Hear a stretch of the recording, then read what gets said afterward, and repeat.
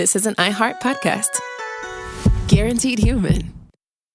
Introducing the all-new Mazda CX-5, featuring more connection. Hey Google, where's the nearest Pilates class? Safety that has your back.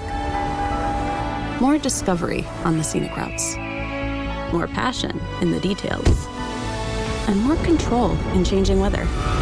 The all-new Mazda CX-5. More to move every side of you. See it in 5 films at MazdaUSA.com/5sides. Google is a trademark of Google LLC. Sequences shortened and simulated. In Orlando, meetings reach another level thanks to a growing list of award-winning restaurants, a world-class convention center, a great hotel community, easy access through the airport, and of course, the weather. Andrew Moyes, VP of Fan Expo HQ, had this to say about Orlando. Luxury hotels, Michelin restaurants, easy access through the airport, all those key things feed into the proper executive experience. And while you may know Orlando for its attractions, industries like healthcare, aerospace, and advanced manufacturing make it a hub for cutting-edge businesses. And that's what makes Orlando unbelievably real. Learn more at orlandoforbusiness.com. Hey there, everyone. It's me, Josh. And for this week's SYSK Selects, I've chosen How the Enlightenment Works.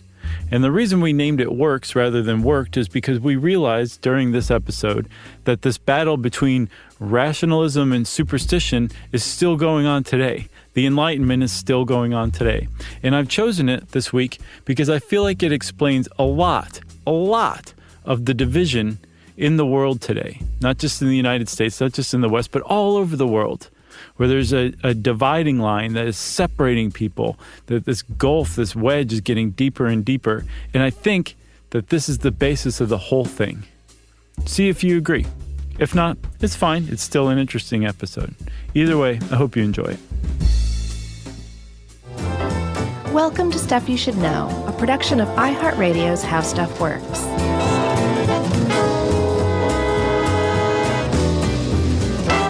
Hey, and welcome to the podcast. I'm Josh Clark. There's Charles W. Chuck Bryant and Jerry R. So this is Stuff You Should Know. The enlightened ones. Exactly. The 3 of us. Yep.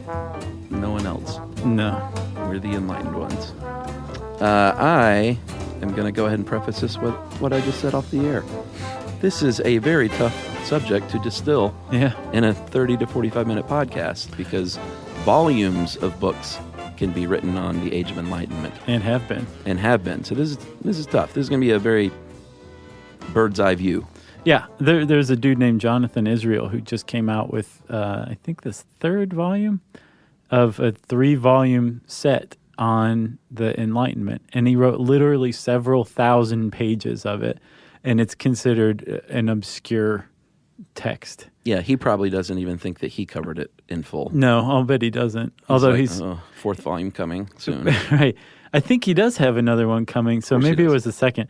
But he the idea that he doesn't think that it's done, that it's not finished, is actually a pretty standard view of the Enlightenment. Like during research for this, I realized that there are tons of intellectual arguments going on right now, like the Bill Maher thing. Bill Maher in Islam. Yeah, he's been accused of being like just a complete racist, xenophobic dude because of his recent statements on Islam. Did you see him and Ben Affleck? Did you see them get into it? Yeah. Okay, that argument is an Enlightenment argument. Yeah, it provided the Enlightenment was so massive that the ripple effects are still being felt on a daily basis because it was such an enormous change in the way humans think that we're still trying to sit there and analyze what the heck happened.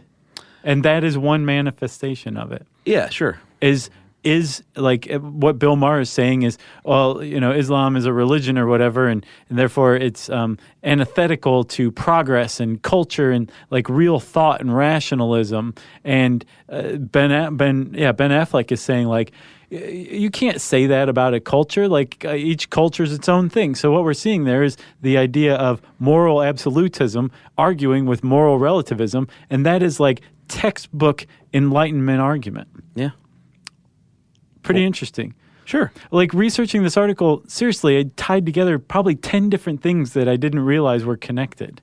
Well, yeah, I love it when stuff like that happens. It was the start of, and the age of enlightenment, quote unquote, started and ended, but it was the birth of just a new kind of thought, a new value system,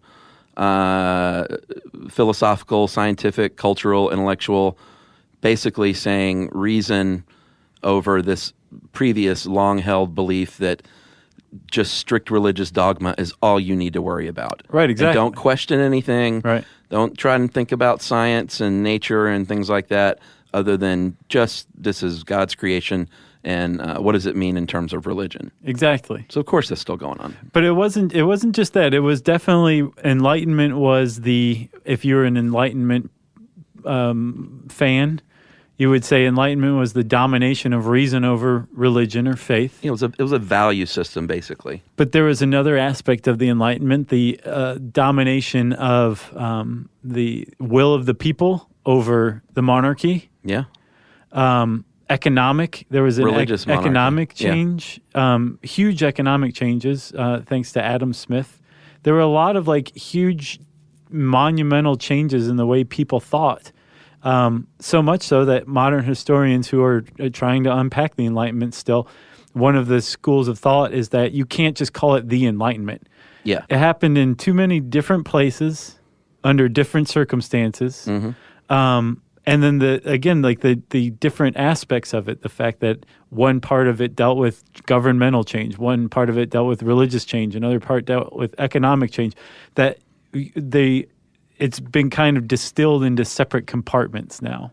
Yeah, I mean, separate compartments. Some were divergent and contradictory. It occurred nearly simultaneously in the 18th century in France, Great Britain, Germany, Netherlands, Italy, Spain, Portugal, American colonies, all over the place.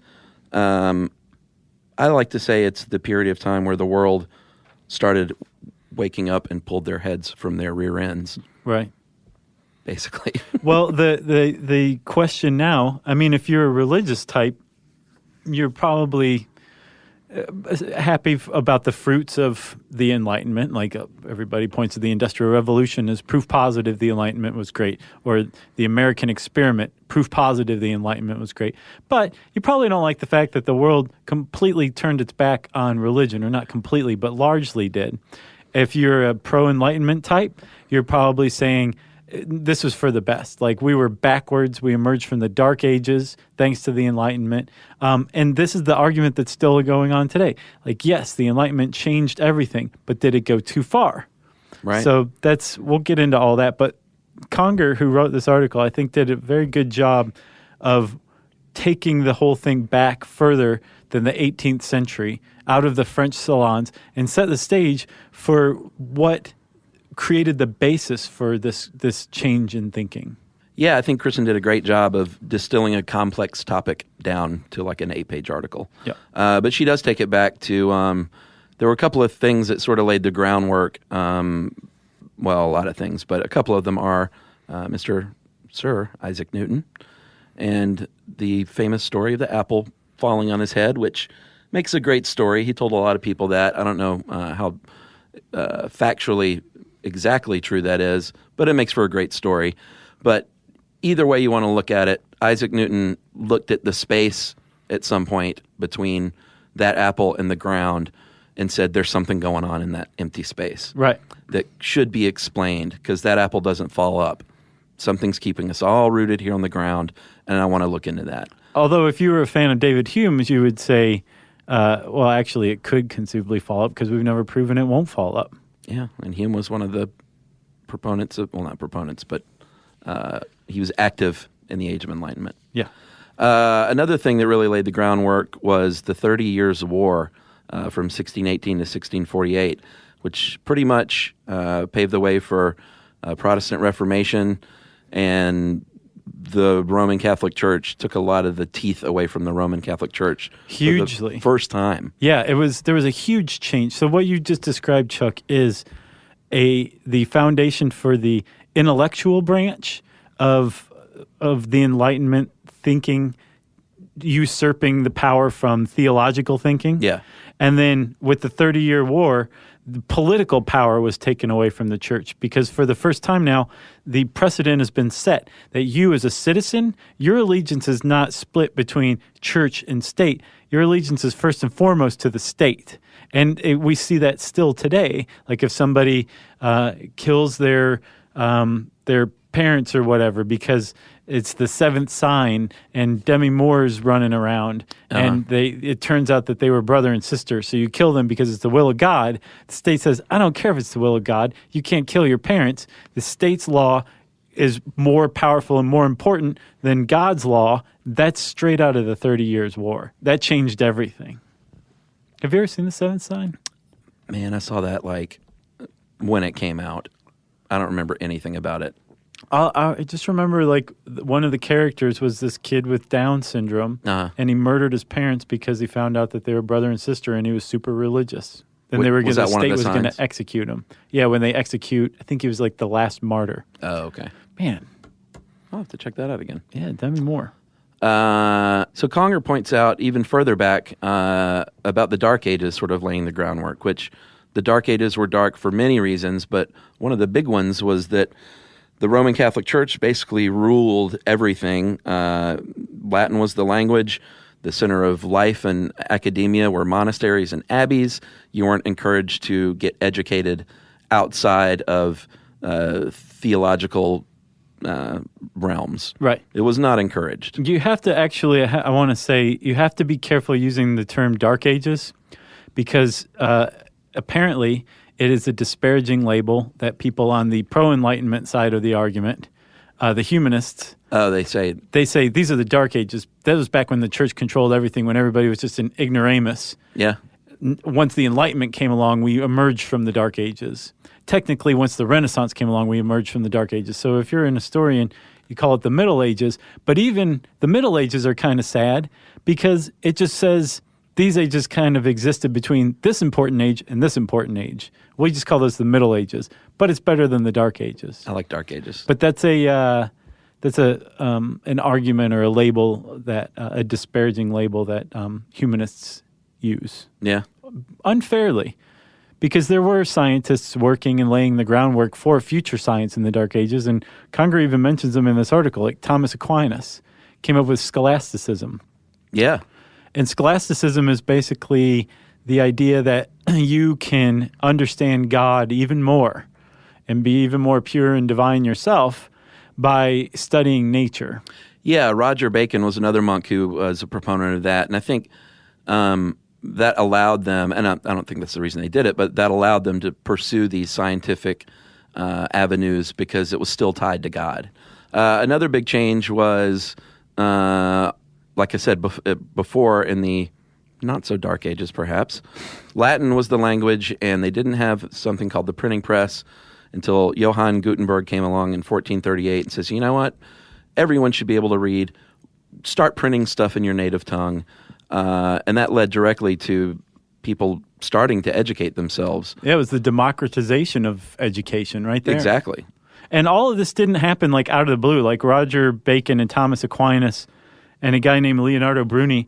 They didn't necessarily come up with their ideas on their own. There was this really seminal thing that happened back in the mid-13th century where somebody, I don't know who did, but somebody translated Aristotle, I believe, his works into Latin. And all of a sudden, the Greek rational thinkers of antiquity, their ideas were suddenly available to the West for the first time. And it just so happened that some people started paying attention to these things. Leonardo Bruni read Petrarch and revived the idea of humanism, which is a huge sea change because humanism says humans are pretty awesome and the fruit of our labors, the fruit of our intellect, the fruit of everything that we do comes from human ability, not God. Yeah. Like we're not just vessels for God's brilliance to be shown through. If you create something, you come up with a work of art, that's not because God did that. You did that. And let's figure out how you did it. Right. That's humanism, and this is what the Renaissance started to revive, and was a huge change. Like maybe we should start paying attention to ourselves a little more. Exactly. Let's explore the human condition. Yeah. Aristotle was not a heretic because he tied his geocentric universe ideas to God as well. He thought the universe was composed of 10 separate crystal spheres, and beyond the 10th sphere, there was heaven and God. Copernicus pretty much said, no, that's not true. The universe is infinite. And he was pretty alone in that thinking early on. Yeah. He faced a lot of criticism from like every religion, Protestants and Catholics. Yep. They thought it was a dangerous way of thinking because he didn't make room for God in the cosmos. And it definitely was a dangerous way of thinking to the church. Like the Protestant Reformation was going on. You had the 30 Years' War coming down the pike. You had Copernicus, thanks to this revival of interest in astronomy. Yeah, and Galileo Galilei. Yeah, starting to look at the universe around us and finding even like symbolic stuff. Like, who was it? Kepler. He was an assistant to Tycho Brahe. And Kepler figured out that the planets revolve around the sun in an ellipse. Yeah. Well, the church, the Holy Roman Church, said that the circle was a symbol of perfection. So, of course, everything revolved around the earth in a circle. Not only did things not revolve around the earth, it revolved around the sun, and they didn't even do that in a circle. They did it in an ellipse. So the church is just losing its mind because all these people are coming forward saying, everything that you're saying over here is starting to prove to smell like BS. And the church is losing its power left and right, both politically and intellectually. It's losing its authority. Yeah, Galileo even recanted because he was accused of heresy for his theory that the earth rotates on its axis. So he said, I'll take it all back. I didn't mean that. Right. Please don't kill me. He's like, but just make sure my manuscripts survive. So we were talking about Bacon. Mm-hmm. He is the creator of the scientific method. And he says, you know what? We should use experiments to actually try and explain things. And so it's 1620. I think it's high time we have a method for doing so. So that was Francis Bacon. Yes. I wonder if he was related to Roger Bacon. I don't know. They were separated by a few centuries, but they could have been fam. Sure. I think so. And he was did you ever take philosophy in college? No. I think I might have. Yeah. I didn't get much out of it if I did because I don't remember. I took one class. We studied Descartes a lot. I've grown to be a little more interested in it, but I like existential crisis philosophy, like Nick Bostrom's stuff. I don't know what that is. Just basically how the world's going to end. Oh, okay. This stuff is, I think, like Descartes is interesting, but it doesn't light my fire. Yeah, it was all right. I think I made an A in that class, actually, because it interested me at the time, but I never took a follow-up class. I just took the intro, so It clearly didn't mean that much to me. But I get it.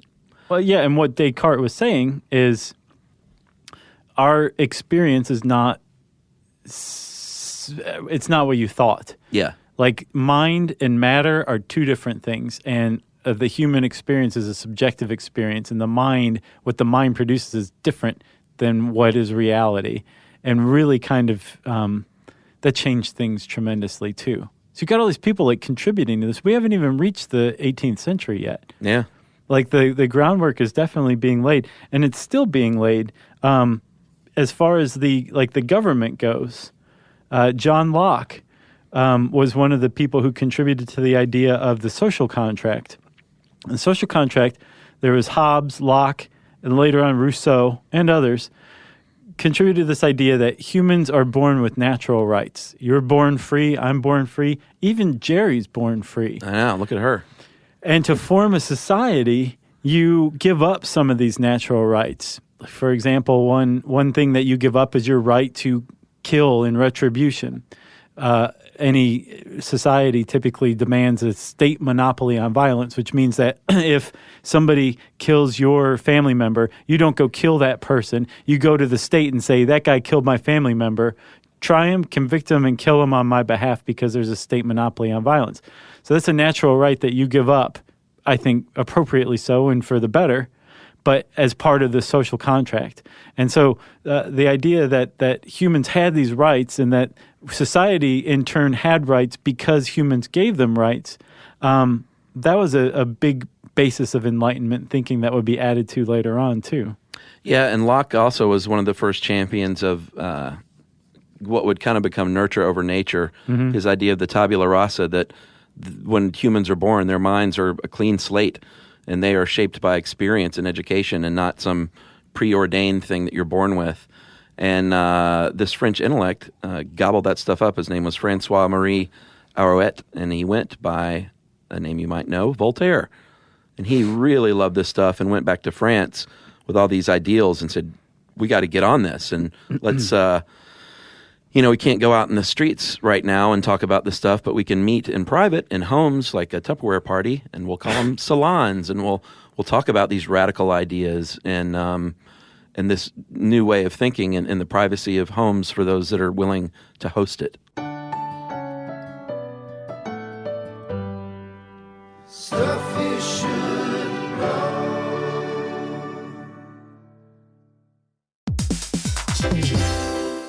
If you own a home, you already know stuff breaks. It's not if, it's when. And somehow it's always like the AC in July or the fridge right after you go to the grocery store. That's why you always hear people say they don't make appliances like they used to, because it's kind of true. That's right. Good thing there's American Home Shield. With an AHS home warranty, they can help fix major home systems and appliance breakdowns like your AC, plumbing, or fridge. And if they can't repair your covered item, they'll replace it, no matter how old it is. And that's huge, because fixing an AC can cost a lot. Like, hey kids, our vacation is canceled a lot. Plus, as a benefit to select plans, you can get real-time video help from live repair experts to troubleshoot home hassles at no extra cost. Listen, everybody, home ownership is already stressful enough. No need to upset your wallet. So check out American Home Shield now and get 20% off any plan at ahs.com/SYSK and see promo details.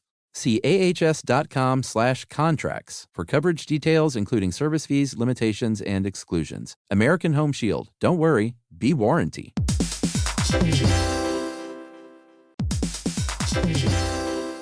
Hey everybody, we want to talk to you about The Big Bang Theory. That's a show that became one of the most defining sitcom of its era and really built a fan base around its memorable characters and unique group dynamic. That's right, which is why we think you'll enjoy the official Big Bang Theory podcast. It's back, covering seasons 3 and 4 of the show. Host Jessica Radloff sits down with crew and cast members like Kunal Nair, who plays Raj, Mayim Bialik, who plays Amy, and Kevin Sussman, who plays Stuart. That's right. You're going to learn all about the Easter eggs you may have missed, behind-the-scenes stories, and how certain real-life relationships shaped some of the most memorable storylines. Yeah, there's cast reflections years after the series aired and expanded content around famous episodes and storylines. It is exactly what you're looking for if you're a fan of The Big Bang Theory. The season is on video, so watch the official Big Bang Theory podcast on HBO Max, or listen wherever you get your podcasts, and stream episodes of The Big Bang Theory on HBO Max.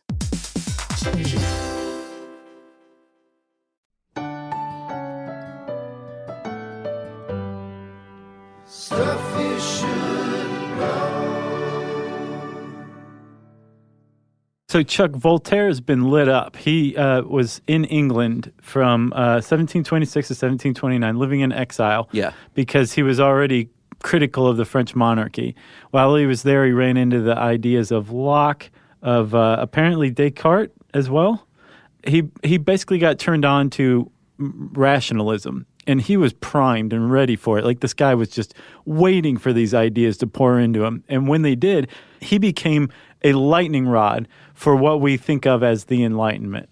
Like, Voltaire was the main dude to start, from what I understand. Yeah, and like we mentioned, the salons, they had to do this in private because Louis the 14th? Yeah. Is that right? Yeah. Getting better at that. Yeah. He was pretty hard on he didn't like that kind of talk. It threatened him for good reason. Well, yeah.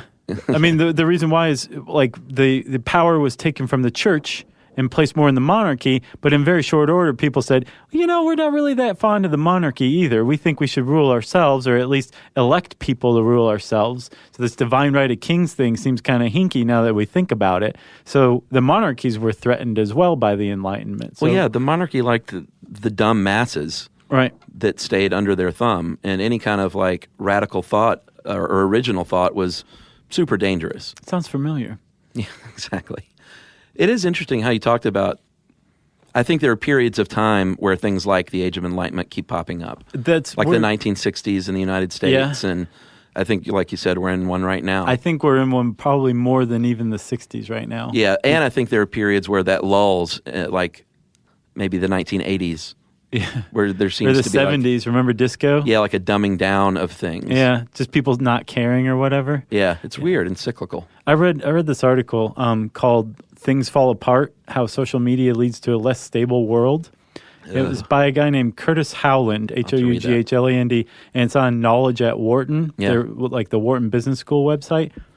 And it was basically saying I thought it was condemning social media, and this guy was just basically stating matter-of-factly that social media erodes the state, and that now we have ways to connect with other people in ways that are more important to us than, say, our allegiance to the state. So you may feel more connected to somebody over Hello Kitty and your fondness for Hello Kitty more than you would identify yourself as, say, an American. Right. And with social media, you're able to connect with other people who feel the same way. And so you form on social media basically bodies that supersede the state, in your opinion. No boundaries. Exactly. And as this happens more and more, the state's what's called sovereignty erodes more and more and more, and it becomes a less and less stable world. The guy's point was that, yes, while it's very unstable and things are much more dangerous during periods like this, it's basically just a period of upheaval and change, and then eventually things stabilize again.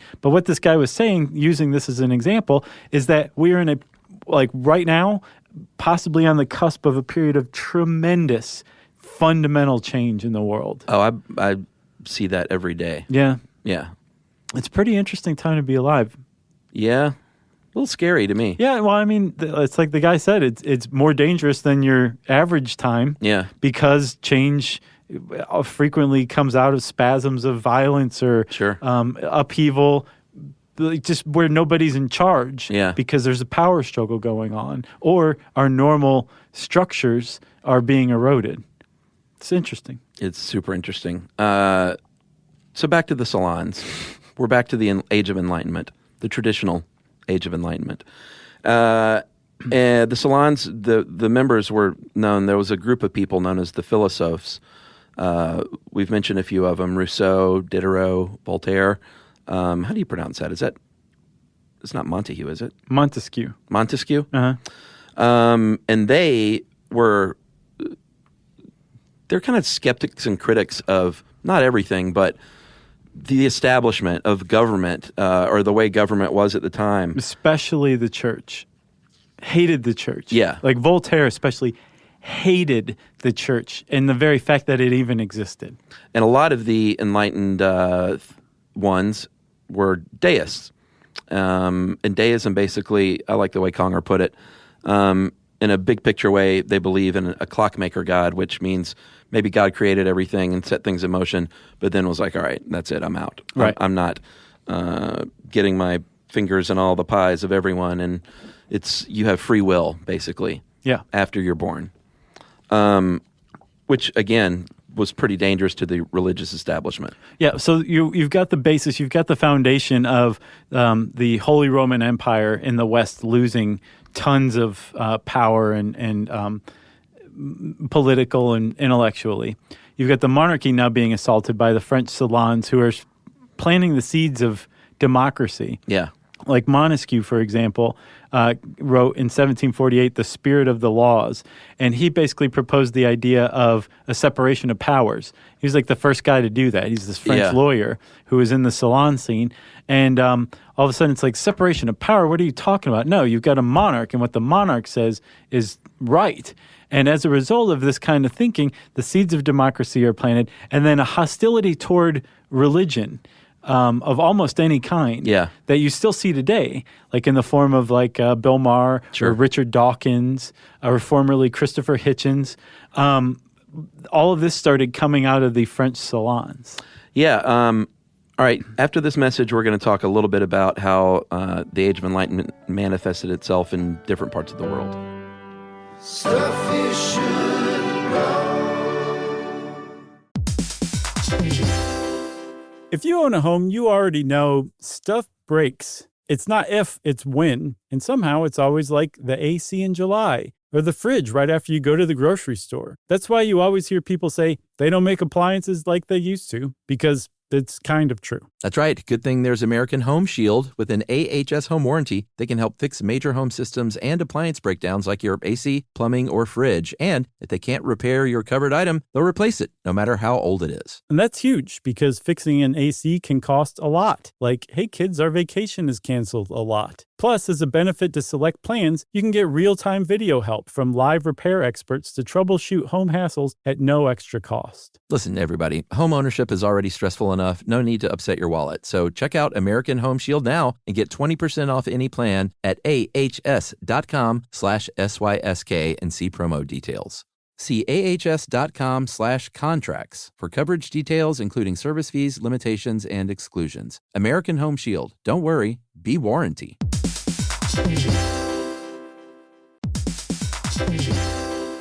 Hey everybody, we want to talk to you about The Big Bang Theory. That's a show that became one of the most defining sitcom of its era and really built a fan base around its memorable characters and unique group dynamic. That's right, which is why we think you'll enjoy the official Big Bang Theory podcast. It's back, covering seasons 3 and 4 of the show. Host Jessica Radloff sits down with crew and cast members like Kunal Nair, who plays Raj, Mayim Bialik, who plays Amy, and Kevin Sussman, who plays Stuart. That's right. You're going to learn all about the Easter eggs you may have missed, behind-the-scenes stories, and how certain real-life relationships shaped some of the most memorable storylines. Yeah, there's cast reflections years after the series aired and expanded content around famous episodes and storylines. It is exactly what you're looking for if you're a fan of The Big Bang Theory. The season is on video, so watch the official Big Bang Theory podcast on HBO Max, or listen wherever you get your podcasts, and stream episodes of The Big Bang Theory on HBO Max. Stuff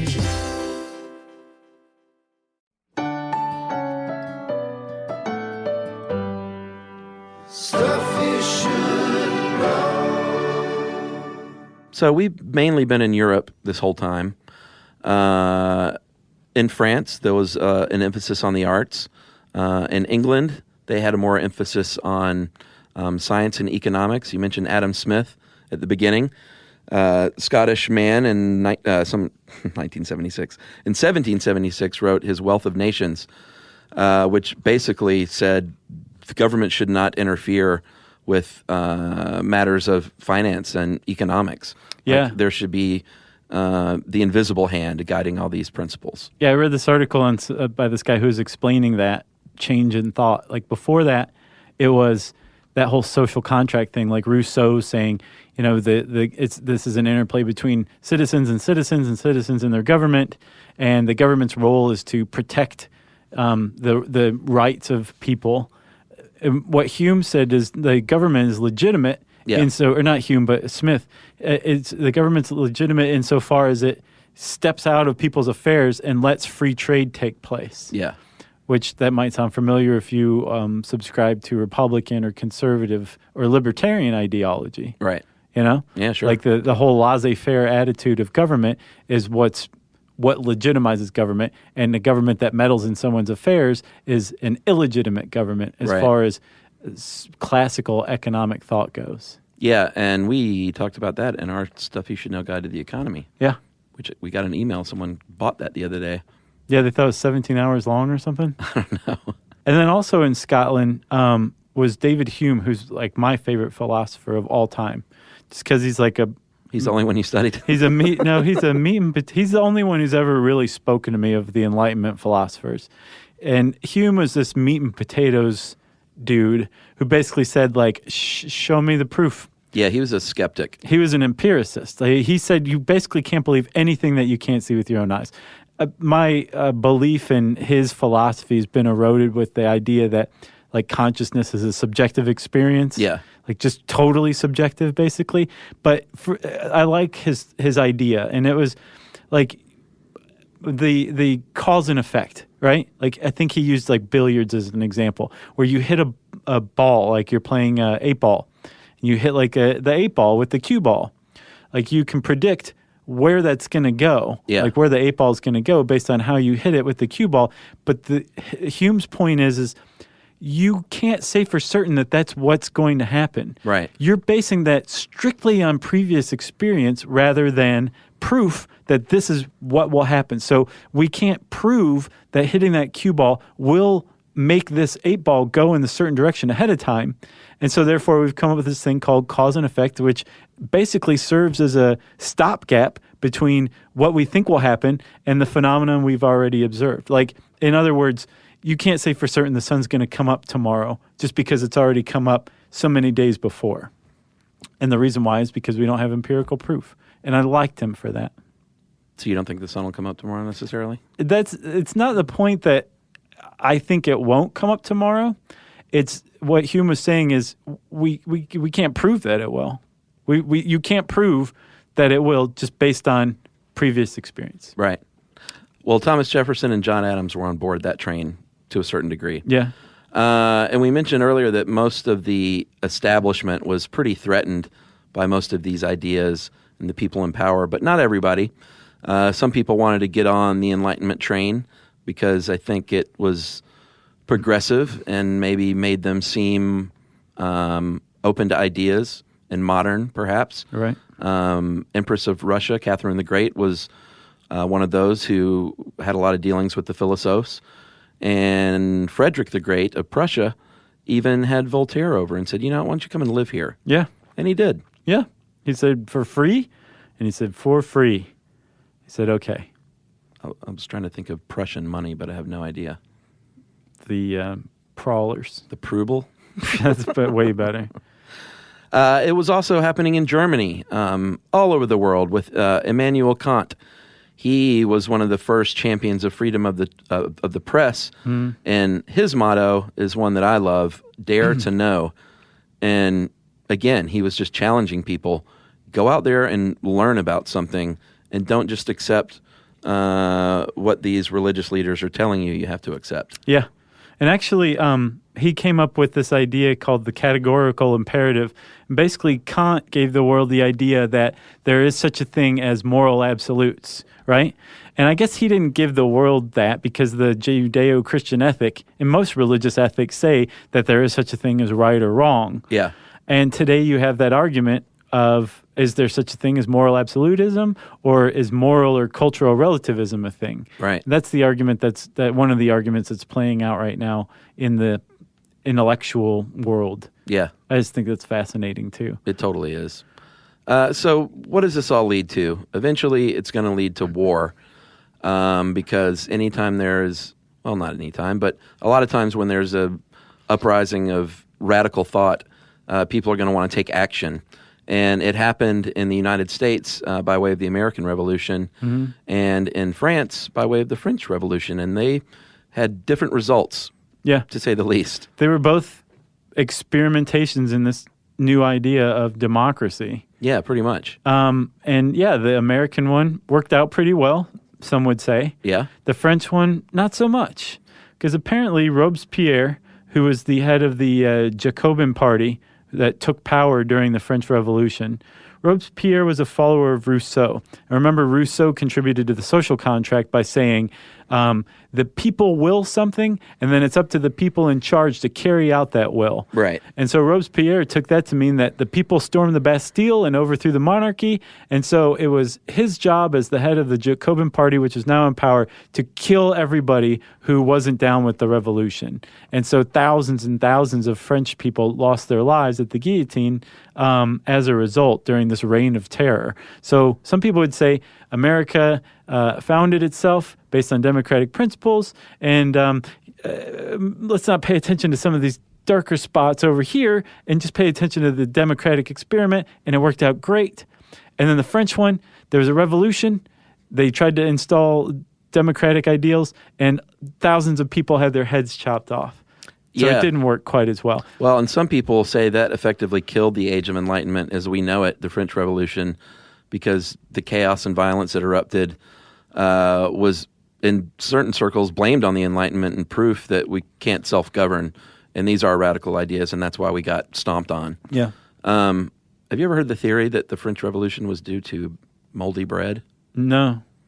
There's one theory that people got a hold of bad bread. So it was ergot poisoning? And basically were tripping on acid on July 14th, 1789 when they decided to storm the Bastille. That was one of the explanations for the Salem witchcraft trials. Yeah. Crazy, I hadn't heard that. Yeah.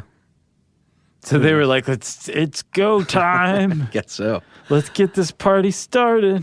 But like I said, some people say that ended the Age of Enlightenment as we know it. Romanticism was soon ushered in and was way more appealing to the common folk than this weird radical thoughts that were going on before. Well, it was Romanticism was the first time people questioned the idea on a large scale that maybe the rationalism and the humanism of the Enlightenment went too far in the other direction. Like, sure, maybe we were way too religious and the religious organizations had way too much power, but we swung way over here and just rationalism had this idea too, and it became dogmatic in and of its own right. And so we still never really figured out if how to fine tune it enough, and that's what we're still figuring out right now. A lot of people say the Enlightenment, the idea that the course of humanity is always towards civilization and rational thought, and that any culture that's not there is inferior to a culture that does think rationally. Right. So that means that colonialism and imperialism was supported by Enlightenment thought, which is a huge, like, the Enlightenment's not supposed to be about that. It's supposed to be about good things and freedom and all that, but it also supported colonialism. Right. That was people are arguing about that right now too. Yeah, let's go conquer these people and make them modern and bring them into today's world. Exactly. Yeah. So there's another article I want to recommend. It's called The Trouble with the Enlightenment. It's by a guy named Ollie Cusson. It's on Prospect Magazine. Awesome article about this. That's just, he basically reviews a couple of books. One by Jonathan Israel, who I mentioned earlier. Yeah. Where he basically says, like, forget the philosophers. You got to look at Baruch Spinoza, who was a Dutch philosopher from, I think, the 17th century. He was the one who came up with the Enlightenment ideas. Yeah. And had we followed his Enlightenment ideas, there wouldn't have been any governments now, or there wouldn't be any religion whatsoever. He came up with the real revolutionary Enlightenment, and what we got, what we think of as the Enlightenment, was a watered-down, moderate version that was change. Sure, there was tons of change, but it was still palatable to the elite, that the people could still be governed easily, right? Even in these new democratic experiments and stuff like that. There's a lot of people who take issue with his book, but it's pretty interesting to discuss it. What's it called? Democratic Enlightenment, I think. He's the one who wrote the several thousand-page trilogy. Oh, that guy. And then there's another guy, an historian named Anthony Pagen. He believes that the Enlightenment project is still going on, and basically that as long as there's religion in the world, the Enlightenment won't be fulfilled entirely. Right. Which is, again, it's like this this idea that rationalism has become dogmatic, and if you're not just strictly rational, if you hold any kind of what could be considered a rational or superstitious belief, right, you're acting irrationally, you're not thinking correctly, and therefore you have to be converted. Right. Which is just as dogmatic. Yeah. Sure. Yeah. Lots going on right now. Huge time of change. And also go read The Dark Age Myth, An Atheist Reviews God's Philosophers by Tim O'Neill on StrangeNotions.com. Tip O'Neill? Tim O'Neill. Oh. And I think that's about it, huh? That is it for me. If you want to learn more about the Enlightenment, go check out those 3 articles, or check out how the Enlightenment worked by typing that in the search bar at How Stuff Works. And now it's time for listener mail. I'm going to call this Mad Cow Theory from Seattle. Hey guys, just listen to your podcast on fatal familial insomnia. In it, you mentioned the late 18th century cases in Venice, and then wondered about the unrelated cases and what they were eating. This made me finally sit down and write my first email. For years, I've had a theory about prion disease and mad cow in specific. Years ago, I was watching a program on Egyptian mummies. They talked about how mummification may have started out with the pharaoh, but the practice eventually made it down to call it budget mummification. They talked about how in the late 18th and 19th century crypts of these early mummies, they would be ground up and sold as fertilizer, specifically in England. Sometime later, when I learned about prions and how nearly indestructible they were, I wondered, could ground up mummies have been used to fertilize a field? Then a cow comes along and eats grass that has been contaminated with prions, leading to mad cow disease. A human eats the mad cow's brain. Crazy. It gets Creutzfeldt-Jakobs. So I've always wondered, could never figure out if you could prove it or disprove it, if CFJ was a real mummy's curse of desecrated Egyptian corpses. And that is Darren Gray in Seattle. And man, I just like that kind of, speaking of radical thought. I had not heard that one. Darren's having, well, it's just Darren's own Grayism. Nice going, Darren. Yeah.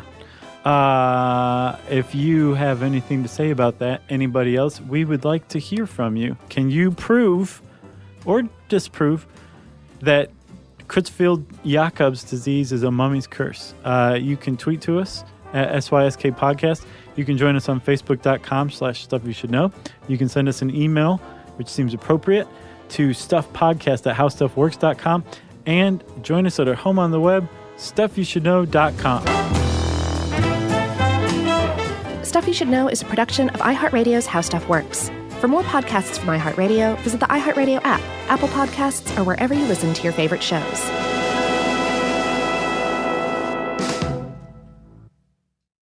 Mom, can I have Lingo Kids? Dad, Lingo Kids, please! When did we become the Lingo Kids house? No idea. Last week it was dinosaurs. This week it's... Lingo Kids! Why Lingo Kids? Because it's the best thing ever. We can play games with astronauts, wild animals, and superheroes. With more than 4,000 interactive games, songs, and shows, Lingo Kids is the #1 entertainment platform for young kids. So, no dinosaurs? And dinosaurs! Lingo Kids! Everything kids love. Download it for free.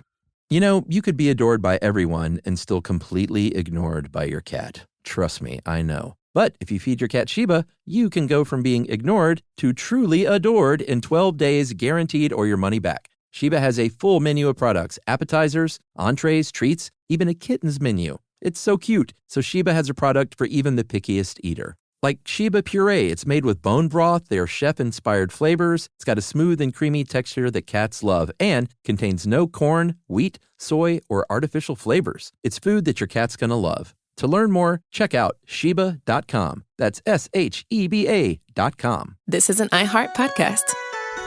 Guaranteed human.